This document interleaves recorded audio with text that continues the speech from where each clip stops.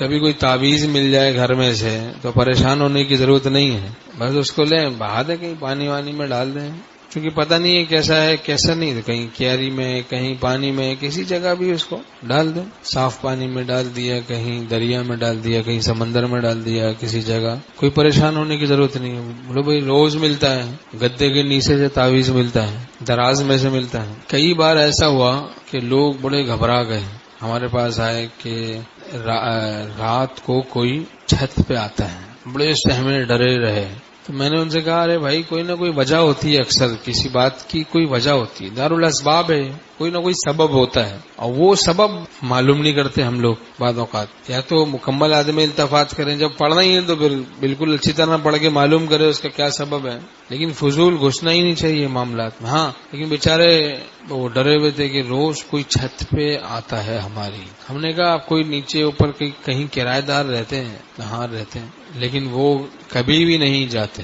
ہم نے کہا ہو سکتا ہے بھائی گرمی لگتی ہو، اوپر چلا گیا ہو کہ گھبرا رہا ہو دل، چھت پہ کوئی گھبراہٹ میں رات کے ٹائم جا کے ٹہل لیتا ہوں، تم معلوم کرنا اب ایسا محسوس ہوتا۔ دیکھا تو یہی تھا، وہ ایک صاحب تھے، کوئی مالک مکان یا کرایہ دار جو بھی، وہ اوپر جا کے ٹہلتے تھے، یہ نیچے کئی دن سے جو ہے نا ڈرے ہوئے سہمے ہوئے۔ دیکھیں کھودا پہاڑ نکلا چوہا، کیا سمجھا تھا کیا پیش آئی بات۔ ایسے ہی ایک صاحب نے کہا کہ بھائی رات کو جو ہے نا 4 بجے کے قریب ایسے کچھ مسئلہ ہوتا ہے، دروازہ کوئی دستک دیتا ہے، کئی دن سے یہی تماشا ہوتا ہے۔ وہ بیچارے ڈرتے تھے کہ آدھی رات کو 3-4 بجے کوئی دروازے کو دستک دیتا ہے، آپ لوگوں کو دیں گے، آپ لوگ بھی ڈریں گے نا، دستک دے گا دروازے کو بجائے گا 3-4 بجے، تو اب کون جائے گا کھولنے۔ بالآخر جب غالباً ہم نے بتایا کہ بھائی اس کو معلوم کرو، دیکھو، شاید بتایا ان کو بھی۔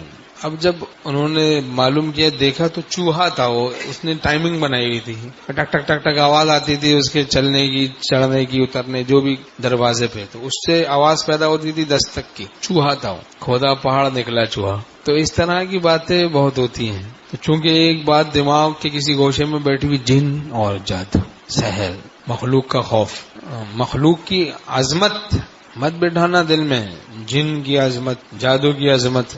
ہماری شریعت تو سکھاتی ہے، حضرت تھانوی رحمۃ اللہ نے فرمایا کہ مخلوق کے عجز کو سوچو، اللہ کی قدرت کو سوچو، اسے توحید مضبوط ہوگی۔ تو اگر تم نے مخلوق کی عظمت کو بٹھایا بہت زیادہ دل میں، رفتہ رفتہ تمہاری توحید پہ بات آئے گی، توحید خراب ہونی شروع ہو جائے گی۔ غیر غیر ہے اور غیر کچھ بھی نہیں، آپ ہیں اور آپ سب کچھ۔ اب جو بات نہیں سمجھ میں آئے تو یہ سوچ لے بھائی خدا کی مشیت سے ہوا، کتنا آسان طریقہ ہے۔ اللہ کی مشیت سے نظام کائنات چلتا ہے، اللہ کی مشیت سے یہ بھی بات پیش آ گئی۔ اللہ کی چاہت سے کیوں مخلوق کے چکر میں پڑے ہم لوگ کہ ہوا کیا؟ بعض اوقات نہیں بھی سمجھ میں آتی بات، جیسے کچھ تو سمجھ میں آ جاتی، کچھ نہیں سمجھ میں آتی۔ ابھی ایک صاحب نے کہا میرے گھر کی دیواروں پہ خون کے چھینٹے ہوتے ہیں، میں نے کہا اس میں کیا مسئلہ ہے؟ بس رہنے دو اس کو، اب عدم التفات کیا ختم ہو گیا۔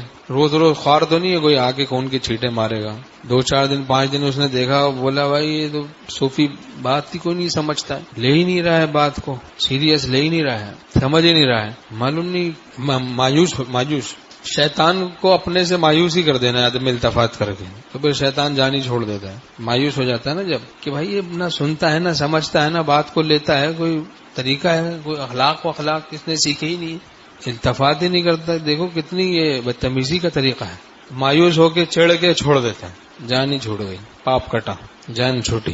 کسی نے کہا ہمارے گھر میں کبوتر کا پر ملتا ہے، ہم نے کہا آپ کے گھر میں کبوتر کا، ہمارے گھر میں تو پورا کبوتر آتا ہے، اس میں کون سا ایسا مسئلہ ہے؟ ایک صاحب نے مجھے بتایا کہ ہمارے گھر میں کلیجی آ کے گرتی ہے، بس کمرے میں، کوئی مسئلہ نہیں ہے بھائی، کلیجی اٹھاؤ باہر رکھ دو۔ تو یہ شرارتیں کر کے شیاطین کنفیوز کرنا چاہتے ہیں، کنفیوز ہو جاتا ہے جب آدمی خوف زدہ ہو جاتا ہے، ڈر جاتا ہے، گرتی ہوئی دیوار کو ایک دھکا اور دو کہتے ہیں، بیچارہ کمزور تو ہو گیا، ذرا سا پش کرنے سے گر جائے گا، آپ ڈریں نہیں۔ کبھی سو رہے ہیں، کچھ محسوس ہو گیا کوئی چھیڑ چھاڑ کر رہا ہے، آپ اٹھے، آیت الکرسی پڑھی یا قہر 7 دفعہ پڑھیں، اعوذ بکلمات اللہ التامات من شر ما خلق، اور اگر یہ بھی پڑھ لیں فاللہ خیر حافظا وهو ارحم الراحمین، وہ بہترین حفاظت کرنے والا ہے اور سب سے بڑھ کر رحم کرنے والا ہے۔ دم کر لیں بس سو جائیں، پھر چھیڑ چھاڑ محسوس ہو پھر آپ اپنا اٹھیں، اپنا کروٹ لے کے سو جائیں، پھر کوئی چھیڑ چھاڑ کر پھر کروٹ لیں، پھر سو جائیں۔ 3-4 دفعہ کے بعد خود ہی جن ڈر جائے گا، بولے گا بھائی یہ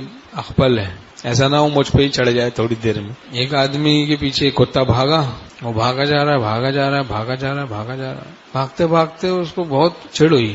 اس نے کہا یار کوئی طریقہ ہے، بھاگا جا رہا ہے پیچھے. اس نے سوچا اب ایسی کی تیسی مڑ گیا، کتے کے پیچھے بھاگا، کتا آگے آگے، یہ پیچھے پیچھے. یہی ان جنات اور شیاطین کا کہ یہ جنات کا یہ مزاج ہوتا ہے. جو ڈرتا ہے اس کو ڈراتے ہیں، اور جو نہیں ڈرتا اس سے ڈرتے ہیں. جو اللہ سے ڈرتا ہے اس سے جن و انس سے ڈرتے ہیں. من کان للہ کان اللہ لہ.